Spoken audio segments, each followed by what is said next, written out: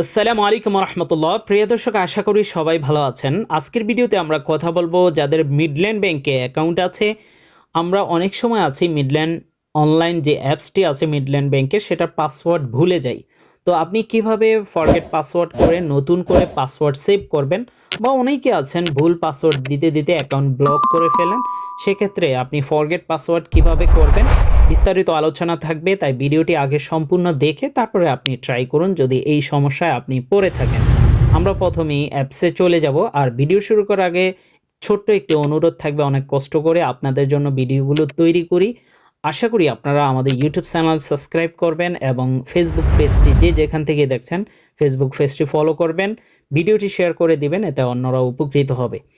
দর্শক, আমরা Midland online যে অ্যাপসটি আছে সেটাতে আমরা প্রবেশ করব। তাদের ইন্টারনেট ব্যাংকিংয়ের একই ইউজার পাসওয়ার্ড, তাই এখান থেকেই আপনারা সবচেয়ে সবাই অ্যাপস ব্যবহার করেন আমরা জানি। প্রথমেই লগ ইন করার পর আমরা একেবারেই অ্যাপসটা ডাটা ক্লিয়ার করে নিলাম। লগ ইনে টাচ করার পর অ্যালাউডটা চাবে, সেটা দিয়ে দেবেন। এখানে ফরগেট পাসওয়ার্ড নামে অপশন আছে, বা আপনি যদি ডাটা ক্লিয়ার নাও করেন ফরগেট পাসওয়ার্ড হোম পেজে পেয়ে যাবেন। এখানে আপনাকে ইউজারটা, আপনার ইমেল অ্যাড্রেস, যেটা আপনার অ্যাকাউন্টের সাথে যে জিমেলটা লিঙ্ক করা আছে সেটা দিবেন, এবং আপনার অ্যাকাউন্ট নাম্বারটা দিয়ে দেবেন।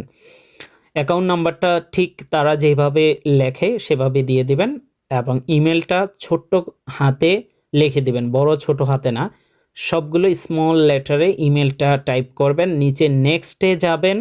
এবার আপনার ইমেলে একটি ওটিপি যাবে, one time password. Email open করে নেবেন। দেখতে পাচ্ছেন আমাদের ওটিপি কিন্তু অলরেডি চলে আসছে। এই ওটিপিটা আপনারা নিয়ে সেখানে টাইপ করে বসিয়ে দেবেন। এবার ভেরিফাই অপশানে টাচ করবেন। ভেরিফাই অপশানে টাচ করার পর এবার আপনাকে পাসওয়ার্ড দিতে বলবে। পাসওয়ার্ড দেওয়ার একটি নিয়ম আছে, সর্বনিম্ন 8 সংখ্যা, সর্বোচ্চ 20 সংখ্যার মধ্যে হইতে হবে। Capital letter, small letter, special character এবং সংখ্যা থাকতে হবে। যারা বুঝেন না তাদের জন্য, কারণ অনেক ভিডিওতে আমরা দেখেছি আমাদেরকে যে কিভাবে পাসওয়ার্ড দিতে হবে, এই বিষয়টাও অনেকে আছে বুঝেন না। তো ধরুন আমি বড় হাতের এইচ, ছোট হাতের টি, এরপরে কিছু সংখ্যা দিয়ে দিলাম, এরপরে যে কোনো একটা স্পেশাল ক্যারেক্টার, @ বা হ্যাশ বা স্টার, যে কোনো কিছু দিয়ে দিতে পারেন। তো এখানে আপনি চাইলে শুরুতে নামও দিতে পারেন, বেশি মানে লেটার, পরে সংখ্যা 1-2টা দিতে পারেন, বা সংখ্যাও বেশি দিতে পারেন। এটা আপনার মতো করে আপনি বানিয়ে নিতে হবে। পাসওয়ার্ড দোনো করে একই পাসওয়ার্ড দিয়ে রেজিস্টার অপশনে টাচ করবেন। এবার আপনার যে মোবাইল নাম্বারটা মিডল্যান্ড ব্যাংকে দেওয়া আছে সেই নাম্বারে একটি ওটিপি যাবে। দেখতে পাচ্ছেন অলরেডি আমাদের ওটিপি চলে আসছে। সেই ওটিপি আমরা দিয়ে ভেরিফাইতে টাচ করব। আমাদের কাজ কিন্তু দেখতে পাচ্ছেন পাসওয়ার্ড রিসেট সাকসেসফুলভাবে হয়ে গেছে। এবার লগ ইনে টাচ করব, গেট স্টার্টে টাচ করব। এবার আপনার ইউজার আইডি, আপনার ইমেল অ্যাড্রেস, জিমেল এবং পাসওয়ার্ড একটু আগে যেটা দিয়েছেন সেটা দিয়ে রিকোয়েস্ট অ্যাক্টিভেট এটাতে টাচ করবেন। এবার আবারও আপনার নাম্বারে ওটিপি যাবে। অলরেডি আমাদের ওটিপি চলে আসছে, সেটা দিয়ে ভেরিফাই করলেই আমাদের কাজ কমপ্লিট।